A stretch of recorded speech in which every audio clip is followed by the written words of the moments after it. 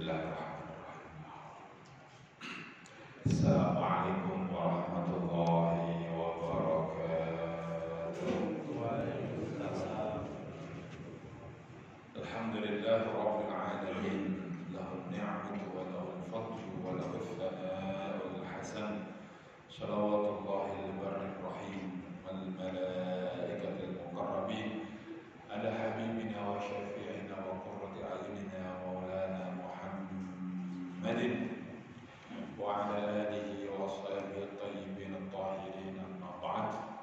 Allahumma la sahla illa ma ja'altahu sahla wa anta ya hayyu ya qayyum taj'alul hazna idza syi'ta sahla. Allahumma rzuqna ikhlasul niyyati wal qawli wal amal. Hadirin jamaah Istiqomah salat subuh Masjid Al-Manar, semoga Allah Subhanahu wa taala selalu senantiasa merahmati, memberkahi setiap kita, keluarga kita, anak istri, cucu dan masyarakat kita, masyarakat yang insyaallah beriman, bertakwa kepada Allah Subhanahu wa taala. Alhamdulillah, adalah anugerah bagi Allah. Allah menggerakkan hati kita sampai detik ini, hati ini, hari ini, tempat yang mulia ini. Rasulullah sebutkan khairu buqa'il ardi al-masajid. Rasul bersabda, sebaik-baiknya tempat adalah tempat di mana kita bersujud kepada Allah, dan itu adalah para masjid Allah. Ini akan menjadi saksi kita hadirin. Di akhirat nanti tempat yang mulia menjadi saksi kita. Jadi semakin istiqomah bersaksi, tidak akan rela kalau nanti ini hadir yang bernama ini dulu selalu istiqomah sholat di sini ya. Ini penting. Dan insya Allah tempat yang mulia ini akan selalu mendoakan kita. Kapanpun kita dipanggil Allah, dimanapun, semoga kita dijadikan akhir hidup kita dalam keadaan husnul khatimah. Penting berbicara husnul khatimah. Insya Allah Ramadan kurang lebih 2 minggu lagi kira-kira insya Allah ya. Ramadan tahun ini mungkin agak berbeda. Ya, bocorannya ada perbedaan sedikit. Ya, tetangga sebelah sudah mengumumkan hari Sabtu tanggal 2 April itu sudah Ramadan. Di kalangan kita menunggu hasil ruqyah. Karena menurut hitungan para ahli falak, ahli hisab, Nahdlatul Ulama, itu tidak mungkin terlihat ruqyah karena masih di bawah ufuk, di bawah 2 derajat. Jadi kemungkinan kecil bisa terlihat ruqyah, tetapi kita tunggu saja. Oleh karena itu penting bagi kita untuk menjaga kesolehan, kebersamaan ini. Caranya bagaimana? Al-Imam Ali, Sayyiduna Ali radhiyallahu anhu, di dalam sebuah buku bahasa Indonesianya, bahasa Arabnya kitab Nasaihul Ibad. Ketepatan sudah saya lancar sekali, maka saya tidak bawa kitab. Qala Sayyiduna Ali bin Abi Thalib, laula khamsu khisalin lasara an-nasu kulluhum salihin. Awwaluha al-qana'atu bil jahli wal hirsu 'ala ad-dunya wasyuhru bil fadli wariya'u fil 'amali wal i'jabu bil ra'yi. Ada 5 perkara. Tidak banyak 5. Kalau 5 ini kita hati-hati dan menghindarkan 5 ini, ibaratnya kita masuk berjalan naik mobil, masuk pintu tol. Masuk pintu tol, mau jalan cepat, mau jalan lambat, kita nggak bisa keluar dari tol. Keluarnya Allah wujudkan menjadi pribadi yang saleh, pribadi yang salihah, lahir dan batin. Nasaihul. Apa itu? Awwalu al-qana'atu bil jahli. Orang tidak akan bisa saleh, tidak akan bisa bertakwa kepada Allah kalau merelakan dirinya, membiarkan dirinya dalam ketidaktahuan. Ya, sudahlah, usaha aku begini aja udah gak usah belajar, tidak akan pernah jadi orang soleh. Cara utama, jadi bagaimana cara utama? Berkumpul dengan orang soleh. Minimal berkumpul. Kalaupun toh tidak bisa membaca, dinasihatin orang soleh. Oh tidak begitu, yang betul begini. Ya, orang soleh selalu begitu. Berkumpul, komunitas orang yang soleh menghantarkan kita menjadi pribadi yang soleh. Sebabnya apa? Sebabnya begini Bapak Ibu, manusia ini Allah ciptakan kita, ketepatan saya ahli dalam soal psikologi dan terapis. Allah ciptakan manusia ini nggak jauh beda dengan yang niru handphonenya, bukan Allah yang meniru. Ini baru ditiru oleh manusia. Kita memiliki perangkat keras yang terlihat, ada mata, telinga, tangan, kaki, bahkan jantung, otak, masih tergolong perangkat keras. Perangkat lunaknya bagaimana? Seperti HP ini. Beli HP baru ada baterainya, bisa sudah dicas, apakah bisa langsung dipakai? Tidak bisa. Harus ada pulsanya. Nah, pulsanya itu namanya perangkat lunaknya. Secanggih apapun gak ada pulsanya gak bisa. Ada pulsanya, bisa langsung dipakai? Tidak bisa. Harus ada misalkan WA-nya dulu, yang lain benar. Tubuh kita, mata, telinga, ini perangkat kasarnya. Perangkat lunaknya apa? Hati dan jiwa kita. Maka Rasulullah sebutkan, ala inna fil jasadi mudghah, idza saluhal jasadu kullu, wa idza fasada jasadu kullu. Seluruh tubuh kita ini ngikut dengan kata hati dan jiwa kita. Ngikut. Kalau hati dan jiwanya baik, insya Allah semuanya baik. Nah, di dalam ilmu jiwa itu disebutkan mind and body one system. Tubuh dan jiwa itu satu sistem. Nah, jadi kalau kita ngomong, pentingnya niat seperti ini. Saya insya Allah semakin saya lihatkan diri bertakwa kepada Allah. Ini mulut mengucapkan, didengarkan oleh kulit-kulit tubuh kita, pori-pori tubuh kita, disampaikan ke otak seakan-akan mereka berkumpul. Mari rapat tubuh kita menghendaki menjadi orang soleh. Dengan izin Allah, kaki melangkah berwudu ringan. Tapi bayangkan kalau kita ucapkan habis tidur. Sesehat apapun kita, rasanya saya badannya capek-capek. Maka langsung badan tangan ngikut gitu. Jadi tergantung ucapan kita. Begitu pula apa yang terjadi dengan anak-anak kita hadirin. Ayah, ibu, mak. Jadi kalau kita mengucapkan ke anak kita, perhatikan. Nak segera bangun. Kalau anaknya gak sabar, ayo segera nak. Jangan ucapin lelet mamat ini. Nah, satu lah ya. Nanti di kamar mandi agak lama, cepetan lemot amat, ada lemot lagi.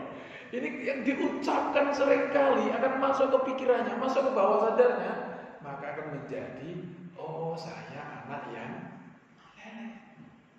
Seberapapun anak kita ini dikatain orang, maka benteng terakhirnya kita, ayah ibunya, peluk anaknya, anak soleh, anak cerdas.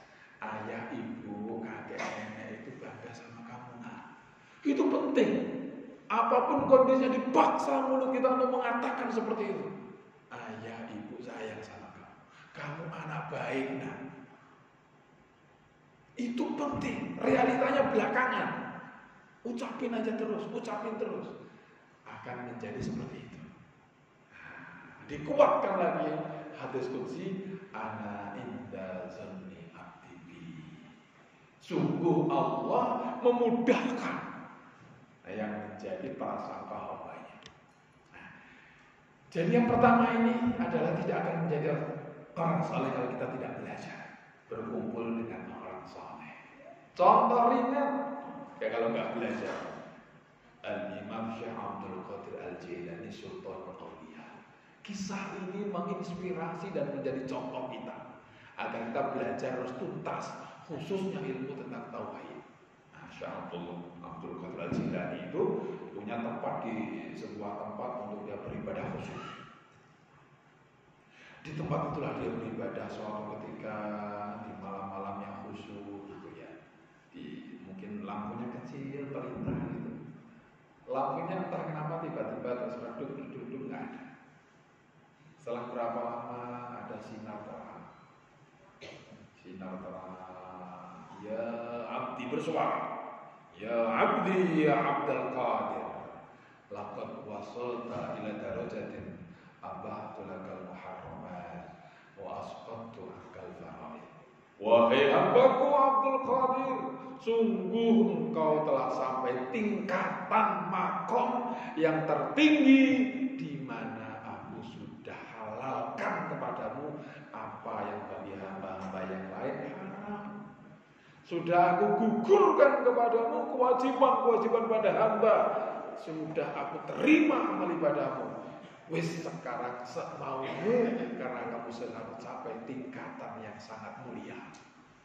Coba perhatikan itu kalau orang-orang biasa yang tidak pernah belajar agama syariat.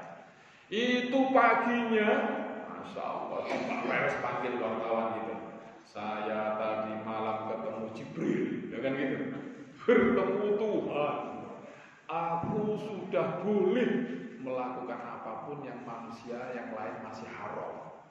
Kewajiban-kewajiban sudah aku dibebaskan dari Allah. Subhanallah. Nanti kalau nggak belajar, tertipu oleh iblis. Kamu diperintahkan nyembelih anakmu, gitu kan? Ini perintah dari Tuhan. Nah, begitu. Ada seperti itu banyak. Ya gitu ya, ada pengikutnya. Lihat itu namanya ya, ngaku nabi. Mereka kalau belajar nggak tuntas ikut. Syekh Abdul Qadir yang karena memang ilmunya, akidahnya kuat, mantap, tidak akan mungkin kewajiban manusia selesai. Allah berfirman, wa'bud rabbaka hatta ya'tiyakal yaqin. Sembahlah Allah sampai datang kepadamu al-yakin. Loh, kalau belajar Al-Qur'annya cuma kata-kata doang, nggak tahu artinya. Sembahlah Allah sampai datang kepadamu keyakinan. Nggak yakin, nggak sholat, nanti kan kacau. Hanya membaca terjemah saja mengambil kesimpulan, celaka. Jadi aliran baru. Hanya berbekal baca terjemah doang, nggak pakai guru, ambil kesimpulan sendiri. Sesat. Padahal yakin di situ yang datang itu artinya bukan keyakinan. Waktu terus sembahlah Allah Tuhan hatta ya'tiyaka, sehingga datang kepadamu al-yakin. Artinya apa? Al-maut. Itu kan jauh sekali. Teruslah kamu beribadah menyembah kepada Allah sampai datang kepadamu kematian. Nah, ini kalau hanya bekal terjemah doang, bisa bahasa Arab doang saja, belum cukup untuk menggali hukum Al-Quran. Syekh Abdul Qadir Al-Jailani, khasyita ya la'in, terlaknatlah engkau wahai iblis, mau membodohin saya. Subhanallah, itu bisa. Maka iblis memuji, asobta, engkau benar wahai Abdul Qadir. Aku sudah celakakan ribuan orang para ahli ibadah yang belajarnya nggak tuntas, kemudian menjadi tidak beribadah pada Allah dengan dia berpura-pura menjadi sinar, kemudian berkata seperti itu. Maka perlu hati-hati. Kalau bermimpi yang aneh-aneh, sampaikan ke guru-guru kita. Apakah benar hal ini? Bertentangankah atau tidak dengan syariat? Bahkan kalau seandainya nanti ini Ramadan, awal Ramadan, guru kita Syekh Abdul Al-Habasyi menyebutkan, kalau ada wali atau orang hebat menyebutkan, aku bermimpi nanti awal Ramadan jatuh hari Senin misalkan, nah itu tandanya kewaliannya copot. Tidak akan pernah disampaikan ke umum itu seperti itu. Tidak akan pernah. Itu berarti untuk dirinya. Tetapi tidak akan pernah itu menjadi syariat. Jadi dalil itu tidak boleh dari mimpi. Kecuali kalau bisa itu memang tidak bertentangan dengan syariat, berarti untuk dia sendiri, tidak untuk disampaikan ke umat. Karena apa? Karena sumu li ru'yatihi waftiru li ru'yatihi. Puasalah kalian, Rasul bersabda, karena kalian melihat hilal. Kalau tidak sempurnakan 30 hari. Tidak, Rasulullah tidak akan bertentang. Atau bahkan ngaku, aku dulu bermimpi ketemu Rasulullah disuruh puasa besok Ramadan. Ini kalau orang soleh dia tidak akan cerita sembarangan. Demi Allah tidak akan cerita sembarangan. Nah, jadi pertama tidak akan jadi soleh kalau kita tidak belajar. Harus belajar, harus ada gurunya. Tidak cukup hanya dengan terjemah sendiri, maka akan salah menyimpulkan. Nah, seperti itu. Al-qana'atu bil jahli. Ridho terhadap ketidaktahuan mengantarkan kepada kejerumusan. Yang kedua, wal hirsu 'ala dunia. Mencegah menjadi orang yang saleh, orang yang kebangetan, keterlaluan di dalam mencintai dunia. Yang tidak boleh apa? Terlalunya yang tidak boleh. Mencintainya boleh. Rasulullah SAW menceritakan dalam hadis-hadis sahih guru-guru kita, Syekh Saleh Al-Wan Abu Said, bahkan Ustaz Muhyiddin, termasuk guru saya, menceritakan bagaimana ketika malam itu Sayyidina Ali disuruh menggantikan posisi Rasulullah sebelum Rasulullah berangkat. Rasulullah menyempatkan diri ambil tanah itu, tanah Mekah itu, maaf, dia ambilkan sedikit ini, itu kayak orang-orang India yang bilang-bilang gitu, palanya, tanahnya diusahakan kepalanya. Rasulullah itu, seandainya aku ini tidak disuruh hijrah, tidak akan pernah saya hijrah. Hijrah ke Madinah bukan Rasulullah bosan, bukan Rasulullah capek kemudian dibully, kemudian dakwanya tidak, bukan.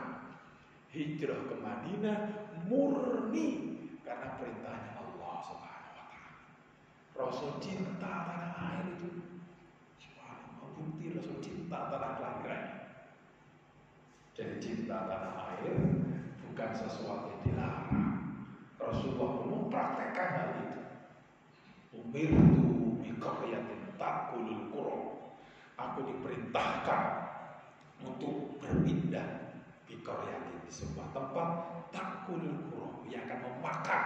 Arti kata-katanya memakan kota-kota yang artinya apa? Yang akan menaklukkan kota-kota yang lain. Maka semenjak di Madinah Islam menyebar ke mana-mana. Rasulullah tidak tetap cintanya ke Madinah. Itu tanah kelahiran saya. Cinta tanah air bagian daripada keimanan. Maka Syekh Hashim Asy'ari ketika dulu mencetuskan jihad melawan Belanda itu, beliau menyatakan kita tidak bisa memilih. Kalau sekarang kan orang mencoba atau memisah-misahkan, kamu cinta tanah air atau membela agama. Maka dari dulu sudah dijawab sama Hadrat Syekhul Akbar. Bahkan didoktrinkan para pembela-pembela itu, para bergerak, kalau sekarang sebutnya adalah bantuan sembako. Jadilah kalian dalam tarikan nafasmu himayatud din, himayatud daulah. Dalam tarikan nafasmu, pergerakan tangan dan kakimu adalah membela agama plus sekaligus membela negara. Bukan sesuatu yang dipisah-pisahkan. Membela agama plus sekalian dengan membela negara, membela agama. Ini sebagai negara yang sudah jelas-jelas tampak kehancurannya. Kita ambil contoh Libya. Awalnya difitnah pemerintah, masyarakatnya diajak benci kepada negaranya. Berhasil diajak benci, ditumbangkan, sampai disiksa itu Muammar Gaddafi. Ya, orang tidak bisa soleh 100%. Ya, soleh dia minimal dia sudah menunjukkan kesolehannya, walaupun juga dia cinta kepada jabatannya. Digulingkan sekarang bagaimana terjadi di Libya? Kacau banget. Kacau. Pemimpinnya kosong, begal di mana-mana, perekonomian nggak jelas, seperti itu. Nah, jadi demi kejayaan kita, ya kita memang berlebihan. Kembali lagi aja, menjadi pribadi yang soleh satu syaratnya harus belajar. Tidak rela dirinya nggak tahu. Bertanya yang benar, jangan sembarangan cari guru. Guru-guru kita yang sangatnya nyambung, bukan orang-orang yang hanya belajar dari terjemah, bahkan ngaku saya nggak pernah belajar, nggak pernah pesantren. Nah, itu tanda-tanda udah jangan belajar sama dia, udah ngaku lagi dia. Iya. Belajar yang jelas, gurunya jelas sampai sambung ke Rasulullah. Yang kedua adalah mencintai dunia boleh, yang tidak boleh berlebihan. Berlebihan yang tidak boleh. Yang ketiga, wasyuhdu bil fadli.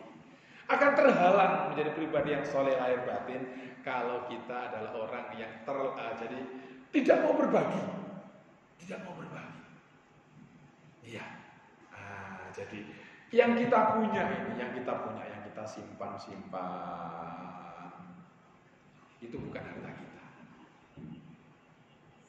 Istri bahkan ketika sudah nggak ada, istrinya haji pulang. Kalau sudah meninggal, sudah nggak ada lagi, izinnya sudah nggak ada. Nah, kalau dia masih muda, masih yang menjadi istrinya orang lain. Yang disimpan-simpan, yang disayang-sayang, tidak akan pernah datang membantu kita di akhirat kalau tidak kita keluarkan di jalan Allah. Yang sedikit yang kita keluarkan, seberapapun, 1.000, 2.000, dicatat loh Pak, itu malaikat, dicatat.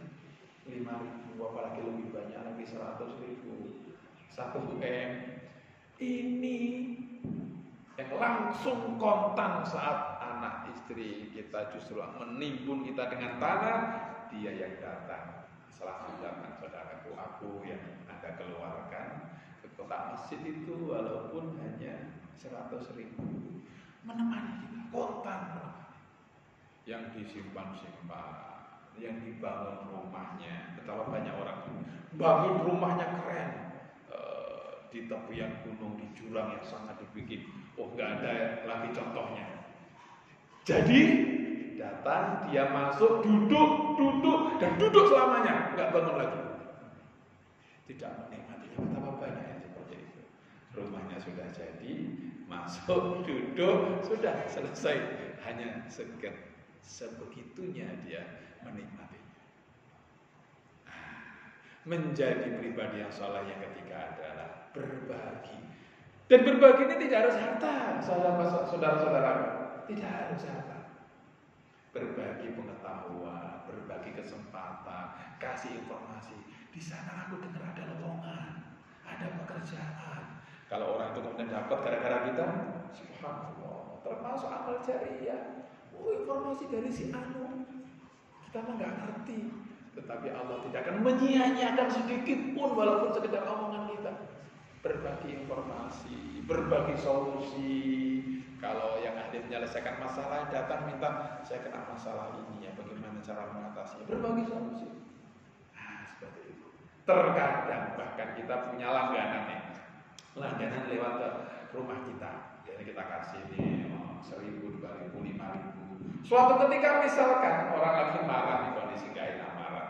Orang kalau udah marah kan yang lewat itu banyak kena semuanya.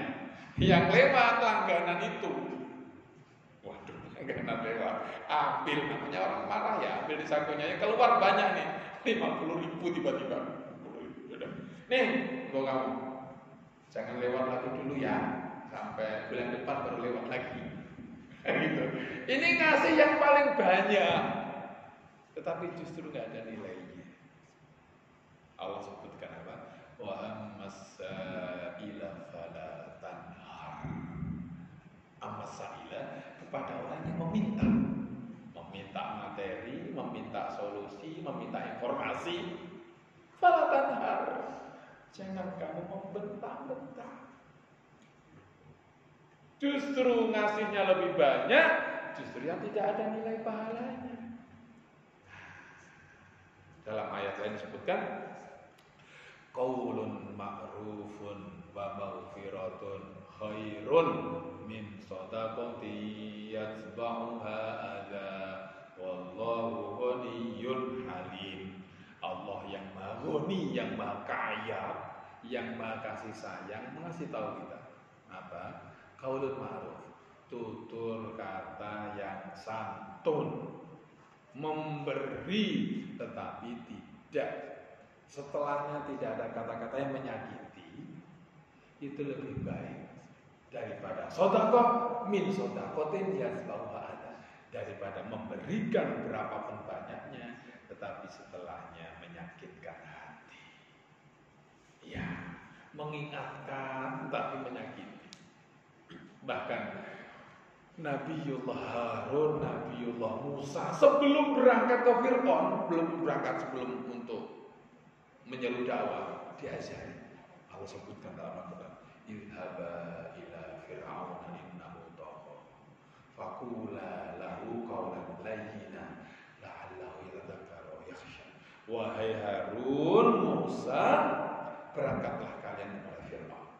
Ini manusia yang melampaui batas, diberi kesehatan yang prima, tidak pernah sakit, pusing pun nggak pernah, jangankan sakit, apalagi corona, enggak. Kesehatan yang prima ini tidak menyebabkan dia bersyukur kepada Allah. Umurnya yang panjang 400 tahun lebih sampai 500 tahun kira-kira, kurang lebihnya disebutkan dalam beberapa tafsir. Tidak menimbulkan efek positif sedikit pun bagi kehidupan akhiratnya karena dia berlebihan. Ingatkan dia. Nah, kita, tetangga kita lebih baik mana dengan Fir'aun? Lebih baik tetangga kita yang masih beriman itu, masih muslim, tetapi kadang-kadang ya wis, yang namanya barangkali perlu kita ingatkan. Pemimpin kita yang barangkali harus kita ingatkan. Masih baikkan mereka Islam. Ini Fir'aun mengaku dirinya Tuhan, tetapi toh pun demikian Allah sebutkan faqula lahu, ajaklah ngomong, serulah dia qaulan layyina, dengan tutur kata yang lembut, bukan mencaci maki, bukan memaki, menasehati, bukan membenci. Nah itu. Apakah ini hanya untuk Fir'aun saja? Tidak. Semua nabi dan rasul seperti itu. Baginda Rasulullah SAW ketika berperang itu, sebagian ada yang kena, Masya Allah, giginya itu berdarah. Rasul, hadirin dalam kisah itu, sahih riwayatnya, ketika di gigi gerahnya ada yang mengucur darah itu, menetes ya, nggak mengucur keras gitu ya, nggak menetes itu, beliau usap, kemudian diseka, dan diusapkan ke bajunya, kondisi perang, keluar lagi, dimasukkan ke bajunya gitu. Ada sahabat yang perhatikan, dilihatin, dan Rasulullah tidak membiarkan darahnya ada yang jatuh ke tanah. Jangan sampai ada yang jatuh, seolah-olah seperti itu. Jadi bajunya banyak kotor, banyak merah-merah, karena Rasulullah tidak membiarkan ini netes ke tanah. Ada yang tanya, kenapa ya Rasulullah? Rasul menyebutkan setelahnya, selesai ketika perang ya nggak bertanya, selesai tanya, lima ya Rasulullah, ana asma'u ma la tasma'u, aku mendengar apa yang tidak kalian dengar. Para sahabat-sahabat, kalau kalian tahu saya kasih tahu. Rasulullah menyebutkan di seberang bebatuan di pergunungan itu ribut, tahu itu, berasa Rasulullah berdarah-darah. Kalau sampai ada darahnya yang jatuh ke tanah, maka kita akan berhamburan menghajar orang-orang kafir itu. Bebatu akan berloncat dan berhamburan akan menyerang. Rasul nggak ingin itu terjadi. Maka Rasul jangan sampai ini darahnya kena ke tanah. Subhanallah, cintanya Rasulullah bukan hanya umatnya, bahkan ke orang-orang yang bahkan belum mendapatkan hidayah, belum mendapatkan hidayah. Bukan didoakan untuk diampuni, tidak, karena yang diampuni hanya yang beriman muslim. Didoakan mendapatkan hidayah. Nah itu. Bahkan berdoa pun kita harus tahu aturannya. Ya Allah, ampuni mereka orang-orang kafir itu, enggak boleh, haram, berdosa, doa seperti itu. Doanya apa? Beri hidayah mereka ya Allah. Karena ampunan Allah hanya bagi hamba-hamba yang beriman. Iman, muslim, muslimah, mukmin, mukminah. Hanya itu yang diampuni oleh Allah. Kalau tidak beriman, tidak muslim, doanya semoga mendapatkan hidayah. Nah, itu. Jadi kita ulangi lagi. Menjadi pribadi yang soleh, solihah, lahir batin harus belajar. Minimal berkumpul dengan orang soleh. Dengan berkumpul, keberkahannya kalau kita salah diingatkan. Yang kedua, kita mulai mengurangi kecintaan yang berlebihan terhadap yang dititipkan oleh Allah kepada kita. Ya secukupnya saja. Bagaimana cara menguranginya? Nah, langsung ketiga dibuktikan. Mau berbagi ilmu, berbagi harta, berbagi tips, berbagi pengalaman. Jangan biarkan dia hanya mengendap di otak kita dan kita tidak ada yang tahu, tidak menjadi amal jariah. Dan yang keempat tentunya adalah beramal dengan ikhlas. Itu. Dulu zaman Nabi ketika Rasul mengumumkan mau perang, datang sahabat Rasulun Syababun. Dia mengatakan, Rasulullah, aku berjihad, daftar. Jadi dulu perang itu ada daftarnya. Sebenarnya Islam itu sangat rapi sekali, makanya ketahuan jumlahnya yang perang itu berapa, dari suku kabilah mana, si A, si B, si C, si Anu, si Bola. Dari kabilah ini, satu kabilah ada yang belum mewakili sama sekali, datang pemuda itu, gagah, ganteng, perkasa, badannya bagus. Saya mewakili suku saya ya Rasulullah. Ingin mati syahid, ingin dikenang membela agama Islam dari suku saya. Subhanallah, sahabat yang lain berbisik Rasulullah. Madallah ya Rasulullah. Ini keren sekali. Apa yang dia dapatkan nanti di akhirat ya Rasulullah. Rasul mengatakan apa? La syai'alah. Dia tidak dapat apa-apa. Yang betul Rasulullah, ini berjihad nanti berdarah-darah kok, meninggal gak dapat apa-apa. La syai'alah. Yang betul Rasulullah sampai 3 kali. Baru yang ketiga Rasul menjelaskan, la syai'alahu, innallaha la yaqbalu minal amali illa ma kana khalisan wa batuya bi wajhihi. Dia tidak dapat apa-apa. Dia dapatnya dikenang sebagai seorang pemuda yang syahid dari sukunya, selesai. Di akhirat gak dapat. Subhanallah, zaman Nabi ada yang terbunuh jihad perang di jalan Allah, tapi Rasul mengatakan ini jihadnya dia dikenang hanya sebagai pembela agama dari sukunya. Nah kalau sekarang ada yang meledakkan dirinya karena marah, karena ada saudaranya yang ditangkap polisi, karena ekonomi yang pembangunannya tidak adil misalnya, yang dibongkar polisi. Mana mati syahid, mati di jalan Allah gimana? Mati di jalan Sudirman itu. Subhanallah. Iya. Zaman Rasulullah sudah dicontohkan sama Nabi jauh-jauh hari sebelum fitnah seperti ini ada di mana-pun. Ada orang yang meninggal di jalan Allah, tampaknya berjihad, tetapi dia tidak mendapatkan pahala. Apa jadi kafir ya tidak? Dia muslim karena tidak mengikrarkan keluar dari Islam, tetapi amal perbuatannya meninggalnya di sia-sia. Iya. Jadi ikhlas kunci utama untuk menjadi pribadi yang saleh lahir batin. Dan yang terakhir, wal ijabir rahim. Tidak akan menjadi pribadi yang saleh orang yang hanya menyatakan wis pokoknya yang benar hanya saya. Pendapat saya toh, selainnya salah. Itu jauh. Dijauhkan dari pribadi yang soleh. Rasulullah pun mencontohkan. Nah, kembali lagi ke dalam keterangan contohnya. Rasul mengatur pasukan berkuda di sini, memanah di sini, pasukan P3K kalau sekarang, yang bagian pengobatan di sini, pasukan pedang di sini. Ada sahabat yang bertanya, mau izin Rasulullah, apakah ini yang strategi kita?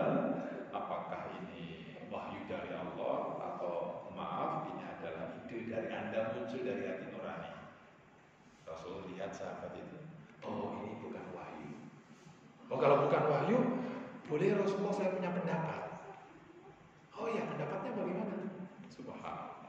Manusia yang sangat mulia, tidak ada yang lebih mulia dari Rasulullah. Jibril, malaikat, lebih mulia Rasulullah. Enggak ada makhluk yang lebih mulia dari Rasulullah. Paling tinggi derajatnya. Tidak merasa jatuh harga dirinya, tidak merasa ada second opinion, enggak. Oh, ini pada orang yang beradu dengan pendapat saya, enggak. Kalau memang ini baik, coba menurut kamu bagaimana? Pasukan berkuda itu efektifnya posnya tidak di situ Rasulullah. Pasukan berkuda itu efektifnya begini karena begini. Pemanah di sini. Oh ya, baik. Kalau itu, mari kita laksanakan pendapatnya itu. Siapa itu? Ternyata dia Umar bin Khattab. Maka Rasul sebutkan, laukana nabi yang badi lakana Umar. Saking cerdasnya Umar, seandainya, perhatikan Rasulullah kalimatnya pun sudah sangat bijak. Seandainya berarti tidak akan pernah terjadi. Seandainya kok ada nabi setelah saya, yang paling pantas menduduki posisi itu adalah Umar. Subhanallah. Tapi seandainya.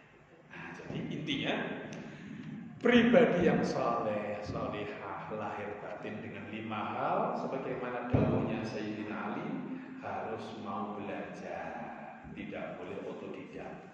Agama ini bukan otodidak. Yang kedua, mengurangi, sudah kita mulai. Kecintaan pada dunia boleh, yang tidak boleh berlebihan. Diwujudkan dengan berbagi, ayo dipraktekkan. Berbagi tidak usah menunggu berlimpah. Sedikit pun berbagi itu tetap bermanfaat. Menghindari segala sesuatu ada niatan yang lain. Sudah terserah karena Allah saja. Dan yang kelima, hargai ada pendapat orang lain. Demikian 5 hal pesan Sayyidina Ali bin Abi Thalib. Semoga bermanfaat. Sekiranya ada yang perlu dipertanyakan, mari kita bahas sama-sama. Semoga saya tahu jawabannya. Kalau tidak, kata guru-guru kami, Ustaz Muhyiddin, kalau nggak tahu harus berani bilang tidak tahu. Wassalamualaikum warahmatullahi wabarakatuh.